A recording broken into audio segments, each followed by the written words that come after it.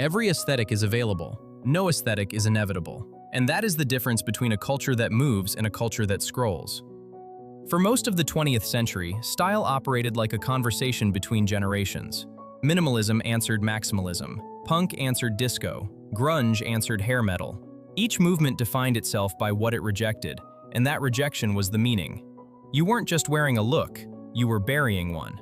The burial is what gave the new thing its weight, its identity, its sense of arrival. But sometime in the last 15 years, the funerals stopped. Not because nothing new appeared, but because nothing old was allowed to die. Cottagecore, dark academia, clean girl, mob wife, coquette, quiet luxury, loud luxury, demure, brat. These aren't taking turns, they're sharing a feed. And a feed has no memory, no sequence, no before and after, just probability. Start with Manet.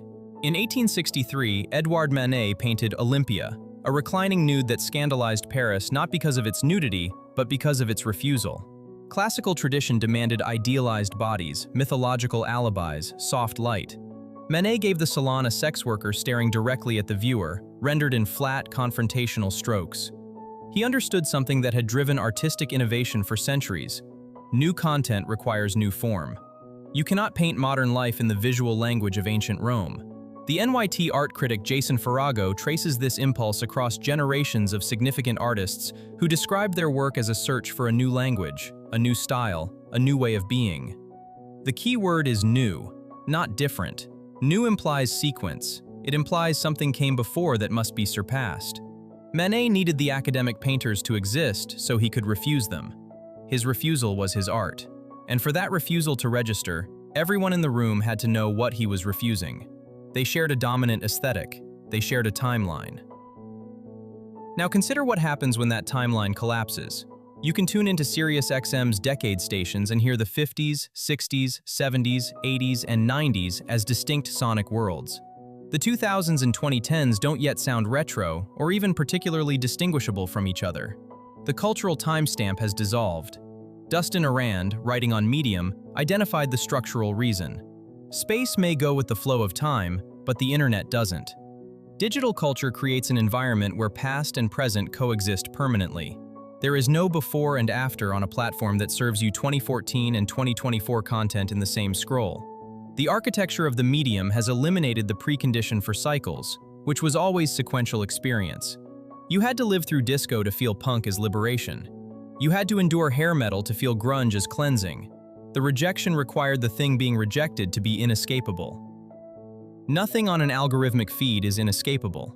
Everything is optional. This is where the system reproduces itself. Recommendation algorithms don't organize culture by era. They organize it by engagement probability. TikTok's For You page doesn't curate by sequence, it curates by click. And the result is not that aesthetic cycles move faster. The result is that they overlap until the concept of a cycle becomes meaningless. Between 2020 and 2024, cottagecore, dark academia, clean girl, mob wife, coquette, tomato girl, and brat didn't replace each other. They accumulated. Old aesthetics never received the cultural funeral they needed to become retro or dated. They just got pushed down the feed, still alive, still being served to their niche audiences, while the algorithm promoted new ones to broader ones. By 2024, the aesthetic of the week had become a meme about its own absurdity. The acceleration isn't speed, it's simultaneity. And simultaneity is the death of the dialectic. You cannot rebel against everything at once, you can only browse. The consequences landed on brands before anyone else noticed. Between 2012 and 2020, an entire generation of direct-to-consumer companies adopted the same visual identity. Soft pastels, geometric sans serifs, generous white space, friendly lowercase copy. Glossier, Casper, Allbirds, Away, Outdoor Voices, Hymns. Lined up side by side, their websites were interchangeable. At first, this aesthetic signaled disruption and approachability, a clean break from the cluttered visual language of legacy retail. By 2022, branding agencies were calling it blanding. And here is what should concern anyone who builds brands for a living. The millennial aesthetic didn't die on schedule. It didn't get replaced by a counter-movement the way punk replaced disco. It just got diluted into meaninglessness through over-adoption. because the algorithm rewarded imitation over innovation. What's already working gets amplified. What hasn't been tested gets buried. The cycle stalled, and a generation of brands lost their visual identity simultaneously. Brand strategist Alex Neiman now argues the millennial brand aesthetic actively kills brands. Not because it's ugly, but because when everyone pulls from the same algorithmic mood board, differentiation collapses. And differentiation is the only reason brand identity exists. Fashion criticism has flagged the same flatness at the institutional level. Kathy Horan, writing in New York Magazine, described a sharp slowdown in both risk and innovators in haute couture. A feeling of sameness, she wrote, that things are stuck in place. Noah Smith, on his widely read Substack, draws a distinction that cuts to the bone. Art is when creators push boundaries with new forms. Entertainment is when they optimize to please existing audiences. Algorithms structurally reward entertainment because they optimize for engagement, not novelty. Any creator who prioritizes innovation gets punished by the recommendation engine. The pipeline that once generated the next cultural cycle, what one essayist called civilization's R&D department, has been defunded, not by policy, by architecture. The medium is not neutral, it has preferences, and its preferences are repetition. So what is the hidden system? The aesthetic cycle was never really about aesthetics. It was the mechanism through which culture processed time. A new movement said, the world has changed, and we need a new visual language to describe it. When you eliminate the conditions that produce succession, you don't get freedom. You get an eternal present where everything references everything, and nothing is urgent enough to provoke a genuine departure. The cultural theorists have a word for this: stagnation. The Times, The Atlantic, The New Republic have all published major pieces in the last 2 years, arguing that American pop culture has flatlined in terms of genuine stylistic innovation. This is no longer a niche critique, it is the consensus. And yet, there is a version of this argument that mistakes availability for paralysis. The fact that every aesthetic is accessible does not mean every person is overwhelmed by the options. Subcultures still form.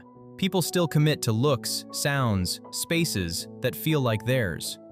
The difference is that these commitments are now voluntary rather than environmental, chosen rather than imposed by the scarcity of what was available at the local record store or on 4 television channels. A subculture you can opt out of with a single scroll may lack the friction that once forged identity through resistance, but it also lacks the gatekeeping that once excluded most people from participating at all. The question is whether identity without friction is still identity, or whether it is something else entirely. A preference, a filter, a mood. The old cycle gave us movements. Movements gave us meaning. Meaning required the collective experience of a dominant aesthetic that could be named, endured, and eventually overthrown. We have retired the overthrow. We have replaced it with the scroll. And a scroll has no memory, no arc, no climax. Just more. So here is the question only this episode can ask. The last time you changed your aesthetic, were you moving towards something, or were you just moving? Were you rejecting what came before, or did you simply forget what came before because the feed had already buried it? You already know the answer. I just want to hear you say it. If this changed how you think about the next trend you adopt, it will do the same for someone still calling their last rebrand innovative. This is the Threads of Culture.